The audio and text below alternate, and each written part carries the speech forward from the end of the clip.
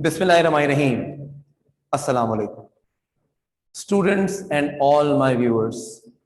मैं हूं आपका चैनल होस्ट, आपका टीचर फजल शहबाज खान, और एक बार फिर आपकी खिदमत में हाजिर हूं अपने नए लेक्चर के साथ। और इस बार एक बार फिर अपनी एडवांस ग्रामर सीरीज के लेक्चर नंबर 6 को लेकर।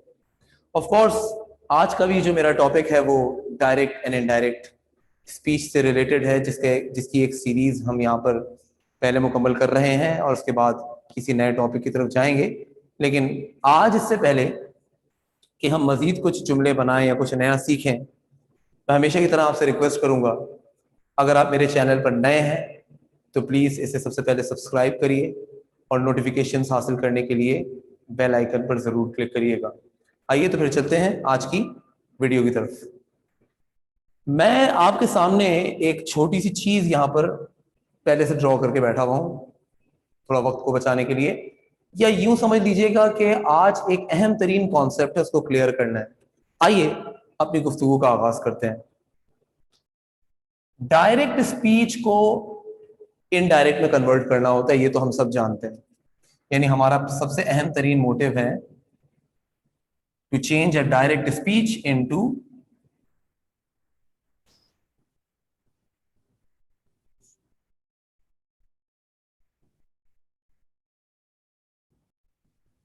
The indirect speech.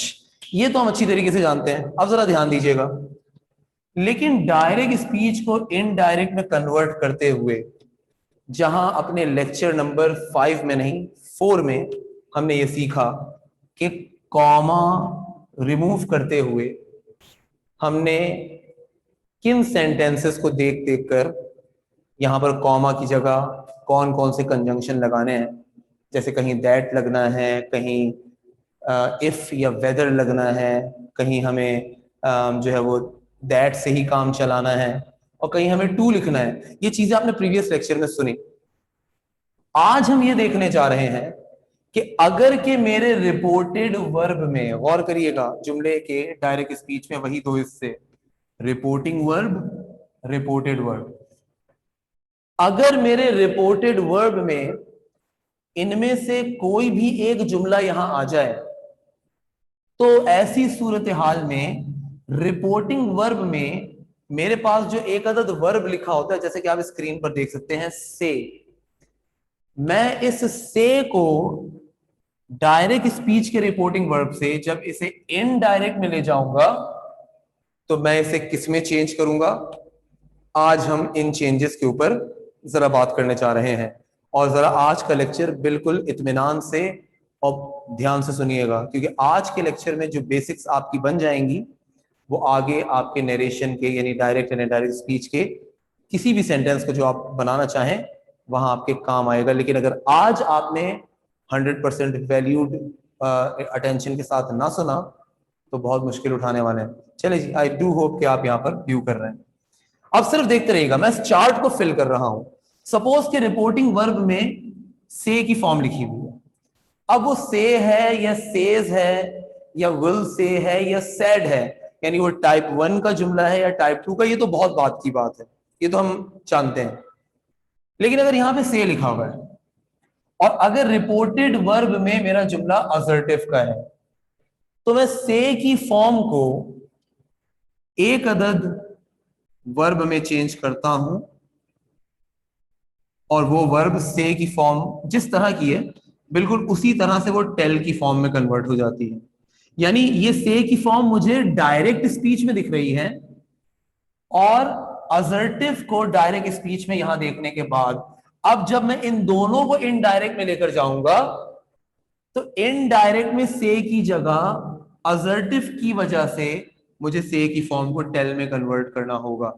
जैसे अगर से लिखा हुआ है तो टेल, सेज लिखा है तो टेल्स, सैड लिखा है तो टोल्ड, विल से लिखा है तो विल टेल।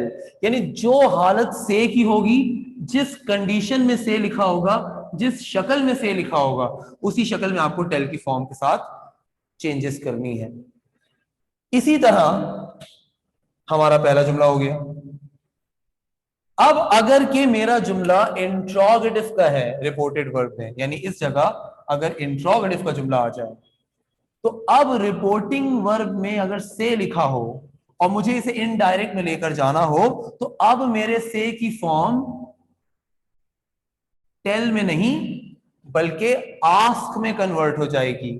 यानी अगर यहां पर मेरा इंट्रोगेटिव का जुमला आ जाए तो मेरे से की फॉर्म डायरेक्ट से निकलकर जब इनडायरेक्ट में जाएगी तो आस्क में कन्वर्ट हो जाएगी। यानी अगर से लिखा है तो ask, says, asks, said, asked, will say, will ask, बिल्कुल सेम मैनर में। इस तरह अब मेरा इंट्रोगेटिव का जुमला भी हो गया। अब बढ़ते हैं अपने तीसरे जुमले की तरफ, एक्सक्लेमेटरी। एक्सक्लेमेटरी में हम खुशी की बात करें या गमी की या किसी भी और इमोशन की, वो तो बाद में आता है ना। एक्सक्लेमेटरी सेंटेंस में सबसे पहले क्या आता है? मार्क ऑफ एक्सक्लेमेशन आता है ना, जैसे इंट्रोगेटिव में आता है क्वेश्चन मार्क। तो चलें, हम फिलहाल इन्हें तो नहीं देख रहे, हम यहां पे क्या देख रहे हैं? अगर मार्क ऑफ एक्सक्लेमेशन हमें दिख जाए तो हम समझ जाएंगे हमारा जुमला एक्सक्लेमेटरी का है। और अगर के एक्सक्लेमेटरी सेंटेंस यहां आ जाए तो अब से की फॉर्म जो कि डायरेक्ट में लिखी होगी, इनडायरेक्ट में जाते हुए इस से की फॉर्म को मुझे एक्सक्लेम में चेंज करना होगा। किस में चेंज करना होगा? Into exclaim. से है तो exclaim, says, exclaims, said second form, exclaim second form, will say, will exclaim same way में। तो इस तरह अब हमारा एक्सक्लेमेटरी का जुमला भी हो गया। अब अगर के मेरा जुमला इंपेरेटिव का है, तो इंपेरेटिव एक एक चीजों पर नहीं चलता। इंपेरेटिव के कई सेंसेस हैं। इंपेरेटिव खुद एक जुमला है और एक ऐसा जुमला है जिसके कई पोर्शंस हैं। जैसे इंपेरेटिव हुक्म भी है, ऑर्डर भी है, अब आप उसे ऑर्डर कहें या कमांड। इंपेरेटिव नसीहत भी है, अब आप उसे सजेस्ट कहें या एडवाइस, सजेशन कहें, एडवाइस। इंपेरेटिव तंबी भी है। तंबी क्या होता है? ना हुक्म है ना नसीहत, कोई बीच का रास्ता, यानी फॉरबिडेंस भी है। इंपेरेटिव जोर देने के लिए भी यूज होता है, यानी अर्ग, URGE, जिसे पाकिस्तानी अर्ज पढ़ता है वैसे उसको अर्ग पढ़ा जाता है, लोग अर्ज भी कहते हैं, तो इसमें भी चेंज होता है। इंपेरेटिव एक दरख्वास्त है, रिक्वेस्ट भी है। तो अब क्या होगा? इंपेरेटिव का जुमला जब यहां पे आ जाएगा तो हम उसकी नेचर को पहचान जाएंगे कि भाई इसमें रिक्वेस्ट हो रही है, नसीहत हो रही है यानी एडवाइस हो रही है, हुक्म दिया जा रहा है यानी कमांड है, तंबी की जा रही है यानी फॉरबिड है। अब अगर के जैसे ही नेचर पता चल जाएगा और रिपोर्टिंग में से लिखा होगा तो डायरेक्ट से इनडायरेक्ट में जाते हुए इंपेरेटिव के नेचर वाइज जुमले को पहचानने के बाद हम से को उसी के हिसाब से चेंज करेंगे। मसलन अगर यहां जुमला इंपेरेटिव का तो है लेकिन ऑर्डर का जुमला है, तो हम से की फॉर्म को या तो ऑर्डर में चेंज कर देंगे या तो कमांड में चेंज कर देंगे। से है तो ऑर्डर या कमांड, सेज, ऑर्डर्स या कमांड्स, सेड, ऑर्डर्ड या commanded, will say, will order या विल कमांड। क्लियर हो गया?